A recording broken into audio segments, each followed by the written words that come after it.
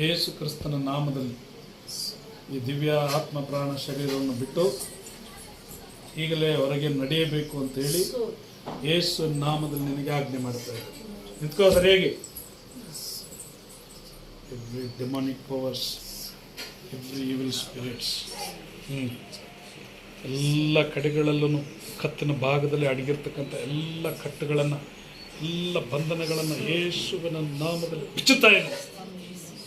ಎಲ್ಲ ಈ ಮಗಳ ದೇಹದಲ್ಲಿ ಕೈಕಾಲುಗಳಲ್ಲಿ ನೋವುಗಳನ್ನು, ಬಲಹೀನತೆಯನ್ನು ತಂದು ನಾನಾ ವಿಧವಾದಂಥ ತೊಂದರೆಗಳನ್ನು, ತೊಡಕುಗಳನ್ನು ಉಂಟು ಮಾಡುವಂಥ ಎಲ್ಲ ದುರಾತ್ಮದ ಕ್ರಿಯೆಗಳನ್ನು ಯೇಸುವಿನ ನಾಮದಲ್ಲಿ ಈಗಲೇ ನಿಷ್ಕ್ರಿಯಗೊಳಿಸ್ತಾ ಇದೆ. ಬಿಡು. ಯೇಸುವಿನ ನಾಮದಲ್ಲಿ ಈ ಮಗಳ ದೇಹದ ಮೇಲೆ ಇನ್ನು ನಿನಗೆ ಯಾವ ಅಧಿಕಾರವೂ ಇಲ್ಲ, ಯಾವ ಅವಕಾಶವಿಲ್ಲ. ಗೊತ್ತಾಯ್ತಾ? ಏನರ್ಥ ಆಯ್ತು? ಯಾರಿಗೆ ಅಧಿಕಾರ ಇಲ್ಲ? ಈ ಶರೀರದಲ್ಲಿ ಸೇರಿಕೊಂಡು ವಂಚನೆ ಮಾಡ್ತಾ ಇರ್ತಕ್ಕಂಥ